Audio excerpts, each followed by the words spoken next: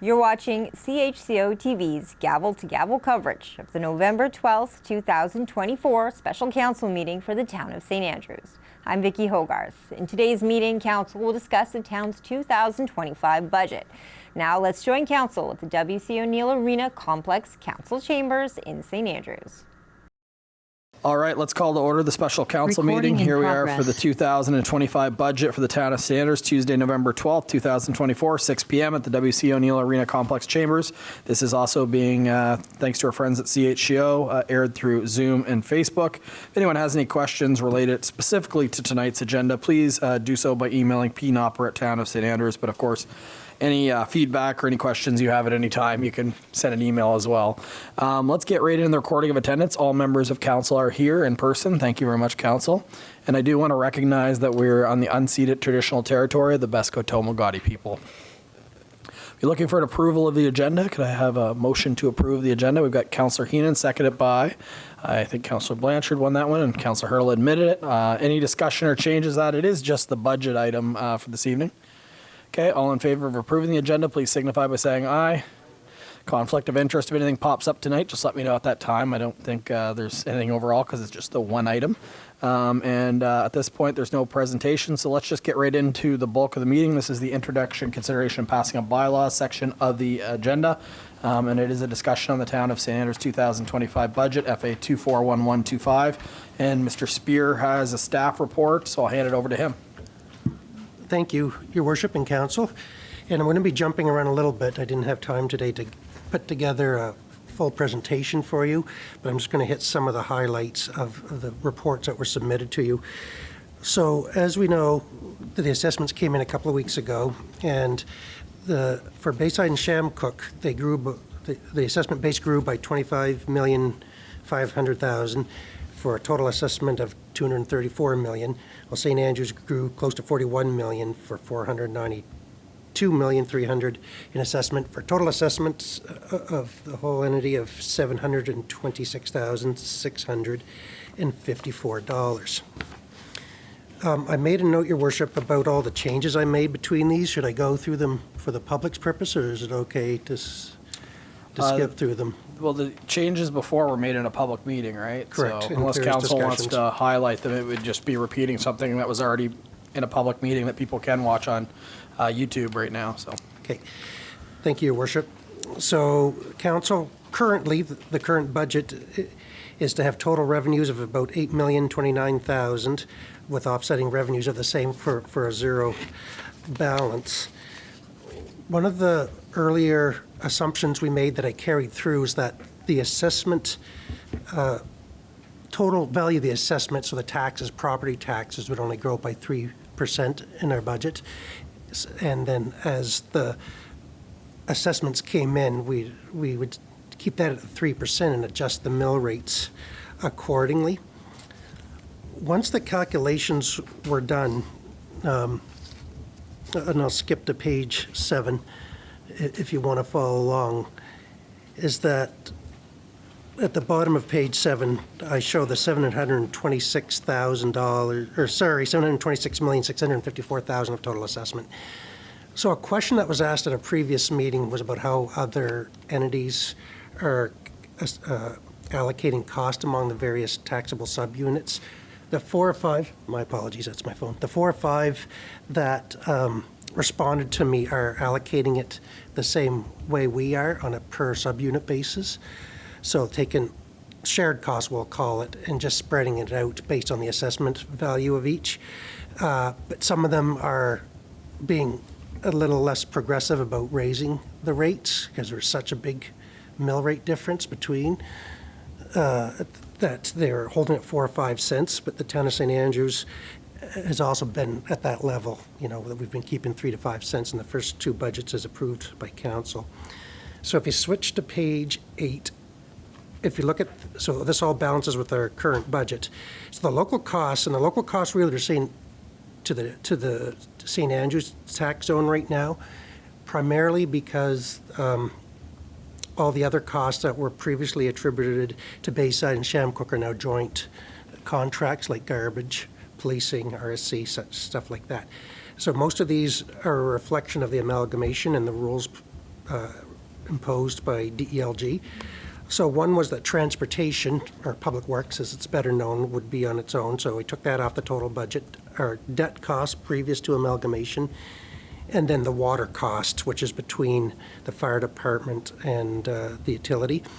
The reason for the water cost is if it wasn't for fire suppression, the belief, and this is in general belief by water experts, is that our system would look a lot different, that our water towers would be a lot smaller. It's just essentially that we have so much water because of the hydrants that it had to be upgraded, and that's the idea behind water cost, but that's an unscientific method of how to calculate it.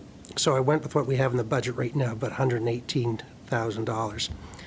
So under shared costs was basically left everything else, including the general government, what's left over from fiscal services, which was reserve transfers and bank costs, tourism services, the wellness center, protective services includes fire, police, and bylaw enforcement. Environmental development is garbage or solid waste pickup, culture and heritage and recreational services, which is the arena, Bayside Hall, parks and fields, et cetera, like that, which all aligns with different pages in our budget if you go through. So we came up with a total operational cost. The capital that I allocated was basically I took all our capital, assigned all the transportation to the St. Andrews ward, and then allocated everything else. And so any capital projects, like the arena, for instance, was shared in this formula on an allocation basis, just so you know how I did it.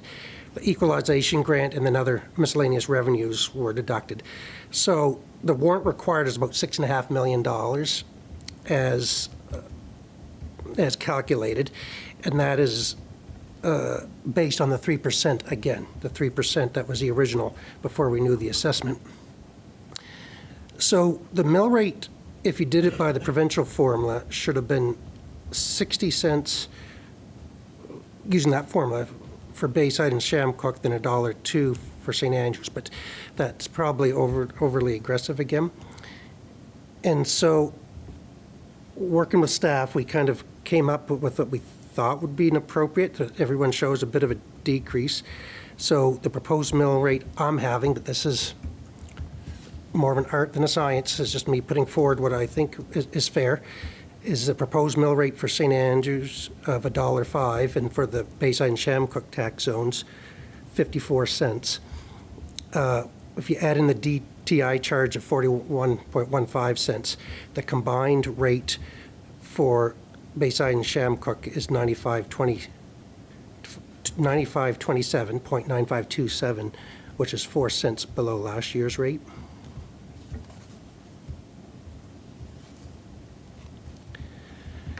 And so I took all those changes as requested, and I guess this is close to the final budget. There's some capital items we can talk about, but I don't know, Your Worship, if we wanted to stop there, because at some point we'd like to be able to bring it to council for final approval, but I could go more what we've already gone over quite a bit of times, but I think we're down to the mill rate discussion and staff's thoughts. Yeah, so there's still a couple items in the budget we need to tighten up and make some definite, I'd call it budgetary decisions on, but I guess you could say the outline of draft 4 budget is based on feedback from council. So we are getting closer to. So what staff's done is found a way basically to not only reduce the mill rate for the town of St. Andrews, but also reduce the mill rate for Bayside Shamcook. And it does make them, the parity, a little closer to the model, keeping in mind that it's not at the model, but to Councillor Ware in particular's comments about, we keep calling it the buckets, it still gives us time over the next year maybe to form a subcommittee and work away at those buckets, so that way as we go towards this model, we can decide what we want to do. But again, that would be council's direction if they even want to go that route. But this is a proposal that came from staff at, again, reducing the new combined rate for Bayside Shamcook to 0.9527 and for St. Andrews 1.0524. So, Council, over to you. Your thoughts? And Your Worship, just one thing I'd like to add, that right now there's about a 10-cent difference between what some places call the inside and outside rates, so say with the more urban versus rural, et cetera, which runs between 5 and 10 cents in other jurisdictions in the province typically. So we're kind of finding hopefully a middle ground that is acceptable to the residents on both sides. But again, it's an imperfect science and just looking for feedback as we get closer to the final budget. Councillor Ware. The DTI rate, I read somewhere where they were going to put that up to bid this year. Is there anything on that? Nothing officially come back my way, but it's they'd usually publish that to us, and they haven't yet. But it doesn't mean it's not. It just means that it's. I read somewhere 42. It's because it's the outstanding service that we're receiving right now on the roads in rural areas. Was that article written pre-election or post-election? I think the timing for us as we set our budget, there should be some pushback from UMNB and our town council. We are in budget cycle trying to set rates for our community. We have a date that we're supposed to submit it by. By not officially having that to us right now, it's too late, and it's not acceptable. So I hope I have council support to say that we're not okay with that. And we don't plan to pay it. There's no reason why that would come right now. That should be well in advance of setting a budget. That should at the very latest should have came when we got our assessments. That's our final information. We need to pass our budget. Anything past that is not acceptable. Thoughts on the reduction? It does align with our tax base growth that we need, obviously with rising costs around inflation. But yet it doesn't completely pass on the entire increase of assessments onto the taxpayers. There's no doubt about it that this will be an ongoing conversation as there's still a number of residents that spike protector is going to still impact for at least, I'd say, another 2 years for a lot of people. I know for myself it's at least another 2 of seeing 10% increases. And I'm sure I'm not alone. Do you think? Mike. Sorry. You may have read on the news that the province is very proud of the fact that the property assessments have gone up so much in the most recent round of assessments. They feel that's an accomplishment to put our taxes up. So kind of a strange view.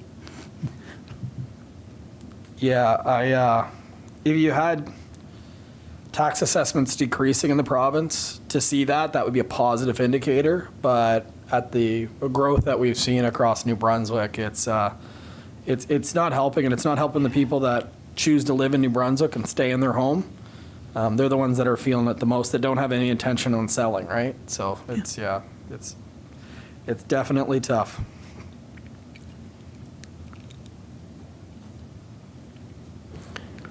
Your Worship, maybe with, I guess, not as much feedback as we discussed earlier from this, maybe we can jump to one item that came forward at last meeting, was about the work on Prince of Wales Street. Did you want to? Yeah, let's jump that. Before we get off this, though, I'm not hearing much from council. Does that sound like a pretty good proposal the most for this year as a common ground? No, would that be a part of the actual budget? I'm just trying to get some consensus here. All right, I'm seeing a lot of head nods, so thank you, staff, for that proposal. I think Shamcook Bayside need a mill rate reduction just as much as the town of St. Andrews does, so thank you for that. All right, now you can jump over. So, Council, and again, we'll be bringing at a future meeting. We might wait just for a couple of more, see if there's any more information that sneaks. So it might be the December meeting before we bring the final version of the budget, if you want further discussion. The Prince of Wales, there's been a lot of talk back and forth about what to do about that road. As we know, we acquired a grant in 2023, I think, for widening the road to add active transportation for 1.5 meters of width with a line shoulder. But one of the questions Council's been asking routinely is what will it do to the trees down there. And so last week and then again tonight, if you had a chance to run over, we put pylons beside the trees just to give you an indication. And it is significant, there's no doubt about it. And for those people that saw it, trees aren't lined up to be cut down right now. They've got a lot of calls at the office already about it. But it's for council to get an idea if this project proceeds as presented, if what effect it would have on the trees. It is significant. There's no doubt about it. When staff looked, it's about one block that a significant amount of trees seem to be lost as opposed to here and there along the trail. And so, again, to remind everyone why financially it's important, forgetting the trees, not the saying we ever forget the trees, but is that we have a significant grant of 40% of the cost, so we'd be losing on $850,000, about $350,000 worth of grants from the federal government for active transportation. But in order to do that, you're probably going to have to remove many of those trees. I mean, you don't know until you get right down to construction, but there's a pretty good idea what could happen. But on the flip side, we understand that tree coverage is an important part of St. Andrews and a part of the character, especially in that area of St. Andrews, and it's widely used. What Mr. Acton did earlier today for me is to say, if you want to abandon that, and this is just if we did 2 blocks instead, it'd be about $270,000. There'd be no grant for it. But you could do 2 blocks this year, either 2 or 3 next year, and a final block in the 3rd year if you don't do. But it's 5 blocks remaining. We'd start at the end by the exercise park where the shoulder's already been widened a bit and continue that heading back towards King Street. It would be our initial plan if that is more digestible, if you don't feel that the current offer of widening it by a meter with the damage that could be done to the existing trees is an issue. Yes, so on that, council, everyone knows the way off of all of it, but since we've kind of set it up, it's important to anyone that's following along with this that the projected lifespan of the trees is approaching the end of its life cycle. With that being said, I give reference to trees that are at Kingsbury Garden that Mrs. Flammer was told in 1998 they're at the end of their life cycle, and here we are 26, 27 years later, and they're still there, and they're still alive, and they are starting to lose limbs, but they're still very much there and surviving. So you don't know, and even experts really don't know if a tree's alive to say that it's 3 years away from not being alive. So it's a tough situation that if you don't go ahead with it, the road's going to need to be upgraded. And the reality is you wouldn't widen it probably at that time without a grant, and it would probably still cost you almost $200,000 more with the difference of not having the grant. So those trees are worth roughly $200,000 in shoulders on a road, right? Like that's really oversimplifying it. A question though on not having the grant. If we were to, there's like that first block that we already have the lane, there's no trees in the next block that would be cut down, right? Is it not possible to go back to our funding to say, you pay for this one, we're widening this one, and that's part of it, so we can get a part of that grant at least? And on the opposite side of things, I know it would look a little strange, but if you're piecing it year by year, if you start at King Street and you go towards the end of Vincent Massey Elementary School, that whole section doesn't have any trees that are being cut down. So I'm just, again, it would look a little weird that you got a shoulder, then you don't, then you do. But you're also saving the taxpayer of St. Andrews 40% of those sections, which is quite a significant chunk. It's probably, if I had to guess, I don't know, probably 80,000 of it. Like you'd use 80,000 of the grant, 90. Well, 2 blocks would be about 200,000, so 40%, 80, yeah, 80 So it's to about, 90. I bet you between the two, that one that goes by the elementary school that starts at King Street, that's probably 2 blocks equivalent. And then you have the one on the other side. Now we're at 3 blocks. So you're about 300,000 of the project right now. And we are adding an active transportation lane there. And we're not cutting down trees. So would that not qualify for us at least part of the funds? Or do we have to do that entire section from point A to point B in order to qualify? Staff will have to check, but it's an incomplete system, to be honest. It's not recommended, but it's not cutting down trees, and it's accessing government money to save the taxpayers of St. Andrews money. Councilor Blanchard. Thanks, Your Worship. So just on that, I mean, I know we've been talking mostly about Prince of Wales, but would there be an opportunity where you mentioned, look, the first 2 blocks from the point, we could come up the first 2 blocks, you wouldn't lose that many trees. If we just wanted to maintain, if it's just about having an active transportation lane, could we not cut down Ernest and come on to Carlton and then join up to the school, to the elementary school, to hit the crosswalk at the elementary school? Have an active transportation lane from the point down Ernest and then down Carlton to hit the school, because one of the main reasons we talked about in terms of a safety concern was students walking down from the point. Could they not go down an active transportation lane down Ernest, connect up on those last 2 blocks on Prince of Wales? I mean, I know we talked, it's mostly about Prince of Wales being you know, a busy street for us, but perhaps the active transportation lane could be on a different street, again, to save the blocks where the trees are. I don't know, just a thought that occurred to me.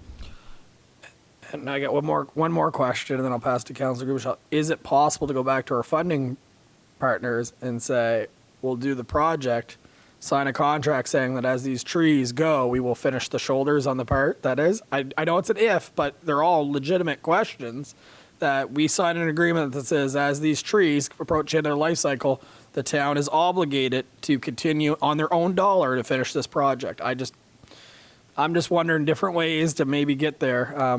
Councillor Gubishal. Thank you, Worship. I think to add to what you were saying, if we put a 4-way either at Sophia Street, which goes up to the lodge, or at Ernest, we could get away with not cutting the trees and still slowing traffic down in through there. So I kind of liked where you were headed with breaking it up. And then the other issue on that street is speed. So if there was a 4-way at either of those 2 intersections, it would certainly slow things down. It would make it safer. I liked what you were saying as well. I need to think more about that going on to Carlton, because it'll affect other things, like always. But I think the 4-way at either Sophia or Ernest might slow things down, and also reducing speed. In the email I sent out, a general reduction in speed all over town might be what we need to help with safety concerns. Thank you, Your Worship. I don't have the file in front of me, so do we know what the asset management plan is for Carlton Street? Is it anytime soon? And the other thing, if you're going to replace, I might get a text in 2 minutes because I know Terry's watching. Okay, I was going to say, because yeah, go ahead. Sorry, there's just 2 things, Your Worship. We actually talked about that internally earlier today with staff about doing the same thing. But it's important to remember this: we're not paving Prince of Wales because we just want active transportation. It's at the end of its asset management life. Exactly. So if we divert it, we still have to pave Prince of Wales. So it's going to cost more money to do, so you'd be getting a little ahead. The sidewalks are expensive too, very expensive. So if we went down onto Carlton, you'd do it probably by a sidewalk instead of a wide lane. And so, but I think there's storm drain, or I think there's already underground there, if I'm not mistaken. And where I'm going on Carlton Street is if you have, say, water sewer in 10 or 15 years that is up, you don't pave something to rip it up, right? So you'd have to line up your in-ground infrastructure to your road. Otherwise, it could be a 5-year and then you're ripping it up. So there's Trying to look it up. there's the in-ground to consider too in these projects as well. But Council, and just to remind you again, that whatever you decide to do with capital probably will just affect debt. I don't think we're talking about adjusting the mill rate right now. So if you when you approve the budget, some of these projects will still come back to you for further discussion, even on the capital. If we can't decide it, you don't have to decide it tonight, you don't have to decide it before Christmas. It has to be decided at some point so we can get working at it, because there's limits. But just so you understand that most of the money is through debt for most of that, or the reserve funds. So it doesn't actually affect the operations budget very much, if at all. So yeah, as far as passing the budget, it doesn't prohibit us from doing that, but in the same sense. Assuming everyone's okay with the mill rate as presented. Councillor Heenan? Yes, Your Worship. Somewhere along the line when we discussed this, we talked about, I think we did, replacing 2 trees for 1 that were removed. Did I dream that, or was that a possibility? Because if you look at the trees and their life expectancy, understand what happens. They can be longer than they are. But if you look at them and you think, well, they're going to go maybe within 5 years, but if we have the public assurance that we're going to put 2 for every one we remove, it could be the way to go. And that way we get the safety aspect, we get the work done. We manage to save 20% on the taxpayer's budget, things like that. I'm not saying take the trees down, but if the trees go down, and they have to go down, then in my books there would have to be a written assumption that we would be replacing them plus. That's all I could say. Thanks. Thank you. Something tells me my proposal, though, of the promise isn't going to be enough to get that approved, would it be? Staff will hold a meeting. We've been emailing back and forth, but your second discussion about, like saying we get into an agreement that in the future we'll be responsible, blah, blah, blah. These funds just disappear, right? It's government by government, project by project, so it'll have a lifetime. They'll just say, you can promise, you cannot promise. The money's going to dry up. So I think maybe we'll try to talk to the local representative. The clerk's been in touch with him or her for a while, in the past. So we'll just see if we can get a little more clarity, express the dilemma we're in a little bit, and see if they're open to some creative solutions, we'll say. The thing that's frustrating in this conversation is they might need to be cut. So you might do this project and it might be 1, it might be 2. That's the problem with this, but we just don't know. They don't know until they start working, is my understanding. So, because I think if it was 1 or 2 trees, it'd be a lot different conversation than it would be an entire block, which is losing all of those trees, right? So it sounds, if anyone's watching this, it sounds like such a, I don't know, like we're overanalyzing it, but the reality of the situation is there's a lot of people that are very attached to those trees and think that it's very important to the streetscape and the fabric of St. Andrews. And, when you're talking about saving a couple $100,000, it's a worthwhile conversation for a municipality. And again, although there hasn't been any real accidents of pedestrians walking that I'm aware of, there is cars that go fast. I do know the students use it a lot, and there's other people. So to think that it won't happen in the future isn't necessarily the case either. So there's a lot of variables to this, and unfortunately it's going to be one of those ones that there's no clear answer for. But they will have a meeting with us, the funding partners, because I wonder if we just put it all out on the table and just say, how can we make some type of agreement? In an ideal world, it would be, let's do it all where we can, and then as those trees go down, the municipality has a long-term obligation to extend that at their own dollar. Like, to me, that seems like a compromise, but if I'm the one that's administering the funds, I might say that's not the spirit of the program. That, you sign off on what it was for, and you do the work when the year in which it's funded. So stranger things have happened. We'll talk to the funding partners and see how much flexibility they have, Your Worship. All right. Does that make sense to everybody? I don't think we're prepared to say, let's cut those trees down today. I don't think we're going to get there, and I don't think we're prepared to say, buy to the grant right now and then replace Prince of Wales and spend all that extra money. It's not an easy position to be in. So more to come for anyone that is, I did notice there was a little bit of a few people in the community have taken notice of the pylons, and they have expressed their concerns over the fact that they're hoping the municipality does not cut those trees. So more to come. Your Worship, it should be noted too, and I understand the importance of these mature trees, which are probably 100+ years old, but to buy what we call a mature tree, or, it's probably about $1,000. We get a 6-foot tree that probably in 5 to 10 years will be 8 or 10 feet, and then it'll start to grow and replace those. I know you can't replace something that's been there for decades, but it's just to understand that there is an opportunity to fund the replacements fairly efficiently, and then within a decade or so that those will start to take root and really bloom, and within 20 years, it'll be a big tree again. Thank you. All right, next one. I'm not going to lie, Your Worship, I think that's about it for me. That was only the 2 issues that I had from my perspective. I guess the question was, we've gone over the stuff, and I could go over it 100 times again if I don't want to, but is there anything within the budget that Council has concerns about?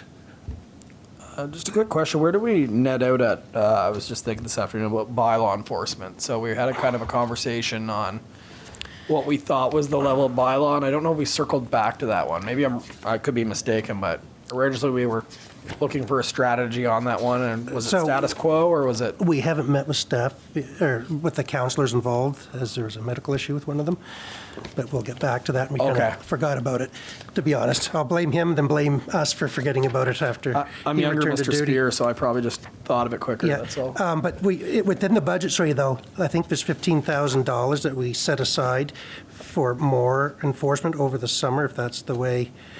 Yeah, there's $15,000 on page 11. And that's over and above our current employee. So just on that, council, if we're gonna have a sub, that's right, we're gonna have a sub meeting to discuss that. $15,000 is a lot of money, but just for the taxpayer to be aware, and council, that if you don't do these projects, that $15,000 could go to pay back the debt. Like of the wharf, we know it's costing the taxpayer a lot of money.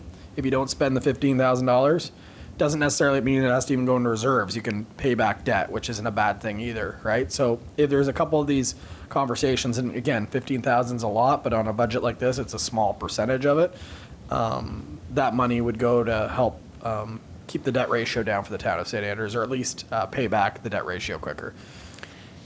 Yeah, and I guess it should be noted, Your Worship, I know this is our first summer where we only had half enforcement, and as you know, there's a lot of concerns expressed by the public at certain times. So that's why it was introduced, is that parking is still the number one issue.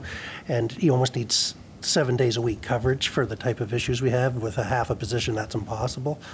Even an enhanced, if it becomes 3/4 to a full-time position during the summer. And so that's why it was added in. But again, still worth a discussion with council after Christmas possibly about that. I did have a meeting this past week with a member of the public that wanted us to increase bylaw enforcement in the town of St. Andrews. So it's one of those tough ones. It's almost like you got to find the perfect balance, because you do too much and council hears about it. You don't do enough, council hears about it, and it's day to day, week to week. And I'll tell you, for everything that we hear, staff probably hears 15 times more than we do. So it's probably, in reality, it's a little subjective at time. Your bylaws are your bylaws, but I'll give you an example. If someone's that far over the yellow line, they backed up a little too far, do they deserve a ticket, right? Like that's the balance of being a welcoming community, but also respecting the fact that don't have a bylaw if you're not willing to enforce it, right? Like it's not as easy as it sounds. And I will say that despite how there has been conversation about enforcement, I will say that Mr. Rigby did an incredible job, because this past year was the least amount of complaints I've ever heard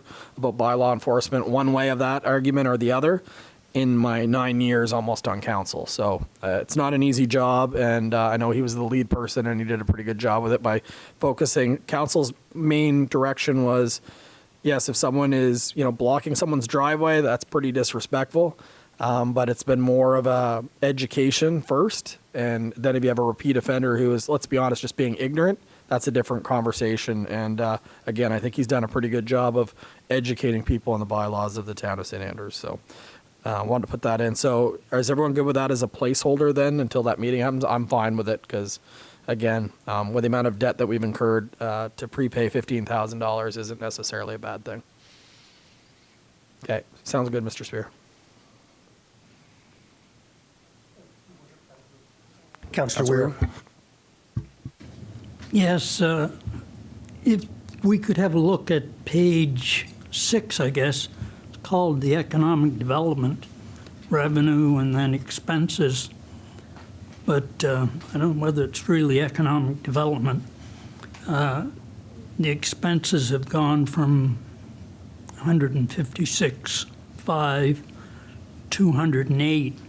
I think most of that is based on presentations that were made to council for funding, which we have yet to discuss, and whether we should be discuss them before we, at least at some preliminary level, before we put them in the budget, almost make the commitment. I agree 100%, and we'll be speaking about that shortly. Yeah, so I'm expecting actually at the next regular meeting, as soon as the next regular meeting, maybe to have a motion on what we're going to actually award for that prior to passing the budget. Because you're right, it's a placeholder. When you put a placeholder, people assume that is the pot of money that's up for grabs, right? And it was almost like an arbitrary number that we just put in as a placeholder. In reality, that number should reflect what we plan to do. And we've got the presentations, you've got all the information. There's no new information coming. It's time to make a decision. So that next regular meeting, we would have a formal motion. I'm thinking the next regular meeting, we could probably do it. It's up to council, but we'll have some placeholders there to make that decision, because that's a good observation for sure. And then we can adjust the budget accordingly and shave off a few cents off, or a penny off of it, I guess, and split it up. Anyone else for anything on the budget? All right, so we're good to move on. Okay, so there's nothing under new business. It would be question period. Is there anyone online, first of all, Mr. Nopper, or anything submitted via email this evening? Sorry, Your Worship, I've received nothing on email. There is one person online, so we'll give them an opportunity. Just let me pull it up here. For those that are online, if you have any questions about tonight's budget agenda, please raise your hand. Last call, if you have a question or comment about tonight's budget meeting, please raise your hand. No one online and no emails, Your Worship. And anyone in the audience this evening wish to ask a question to council related to the budget? All right, well, thank you for being here. We really appreciate you being here. All right, council, so at that point, it is, I know it's not a regular meeting, but it is an opportunity for you for comments. Anyone like to speak? Okay, Deputy Mayor Akagi. Thank you, Your Worship and Council. I just want to comment on the remembrance polls. Thanks to Sylvia Anderson. She gave me this, how it came to be. But I know they did a presentation on it.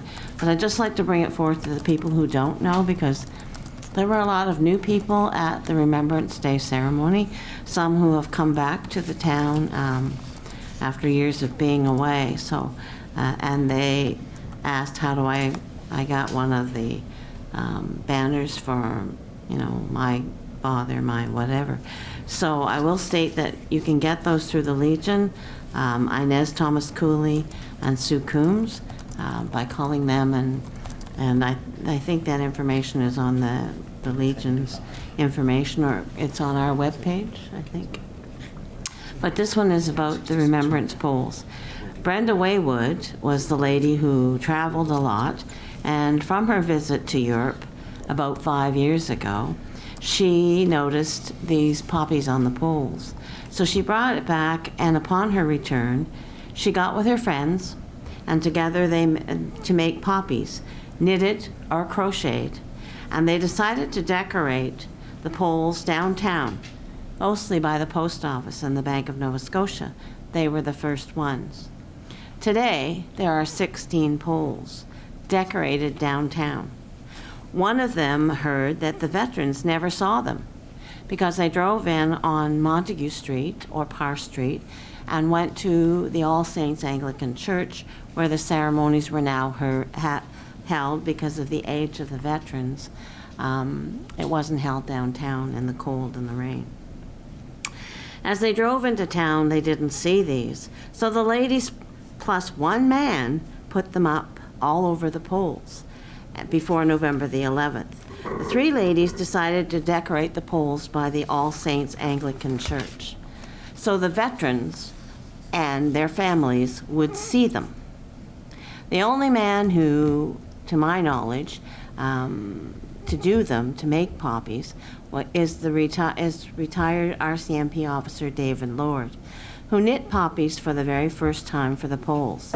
He had never knit poppies before, but the ladies taught him, as they teach a lot of new younger people in the craft group that meets on Thursday nights at the All Saints Anglican Church. The poles are decorated by the ladies and David so that the veteran soldiers' families and visitors can see them. They are sewn onto mesh on Thursday nights at craft nights. More than 5,000 poppies adorn these pools. I'd like to thank Brenda, Mary Janet, Sylvia, Louine, Barbara, and all the others, and David, who make the poppies a project every year and continue to do this for us. Their next project is to do the posts inside the church, where the wreaths are laid every November the 11th. So thank you to bringing those poppies to St. Andrews. They're beautiful. They're a way that we are keeping younger knitters are now starting to do it. I believe Julian Rigby has started, and there are a few others. But on Thursday nights, if you'd like to learn how to make a poppy, come to craft class at the All Saints Anglican Church. Thank you very much. Who do you know who funds those? Like, I know they've had some assistant grants in the past. Yeah, but They do it by themselves, and the we've material helped has them. been donated by people who have died and have the red material. They're trying to use the knitted leftovers from their craft days, like Mary Jones, I think, and Lila Hahn, maybe. I'm not sure who has donated all the. I know they got an assistance grant from the town in the past. Yeah, it was 2 years ago or 1 year ago. This year. This past budget. This past budget, yes. Yeah, but yeah, that's a lot of material. So, but and a lot of time, and I didn't know David Lord. Now, we just had him for Community Appreciation Awards. There's one more. There's one more thing he One more does that thing we he didn't can know do. he did. Yeah. And I didn't know that, so thank you, David, for doing it. Thank you for sharing that, Councillor Ware. Yes, I'd like to thank the staff for progress on the budget. I'll use the word progress because it's still a work in progress. We are making, I think, steps forward. I look back through some of my paperwork, and back in 2021, the provincial government said 30% of the population doesn't have a say in their local government, which we did through our LSDs, depending on how vocal we wanted to be. So they were going to refocus it so that our taxes went to the cities, the downtowns, and the industrial parks, which sort of talking out of both sides of your mouth once, but that's typical of the government, I guess. But I think if we keep working at this the way we have been, and everybody keeps an open mind about it, I noticed that the percentage of the budget that's allocated, if we use the formula, to the wards went up by 0.62% this year, because our assessments went up more than the town. So we went from 31 point something to 32 point something as our allocation of the expenses. And hopefully as the assessment spikes end, there'll be some leveling off, but I suspect by the time our assessment spikes end, they'll be out assessing again. So I'm not optimistic it's gonna affect us in any way. The other thing I wanted to mention was in the budget, I looked at the Bayside Hall. We did have a meeting last week. We now have the facility rented 5 out of 7 days a week, so it is one of the highest use facilities in the entire town. And, the revenue projected, we might break that in a month, but the annual revenue. So Mervyn has been a tremendous asset for us. And with the group of volunteers we are able to keep the costs of operating the thing at a very low level, because most of us are going in and opening up and locking up and all hours of the day and night. So But it's rewarding to see the hall continue to flourish and maybe even do better than it was in the past. So I'd like to thank Mervyn in particular for putting that effort in. Thank you. Thank you, Councillor Ware. Anyone else? All right, well, thank you very much, Council. So a reminder that we're going to have a staff session after. So at this point, I'm good. No reason to go to closed session this evening. There's nothing cited. So at 6:45 p.m., I'll be looking for a motion to adjourn this meeting. I've got Councillor Gumashall and seconded by Deputy Mayor Akaji. All in favor of adjourning, please signify by saying aye. It's everybody, we're adjourned. Thank you, Council. Give a moment for technology to shut down.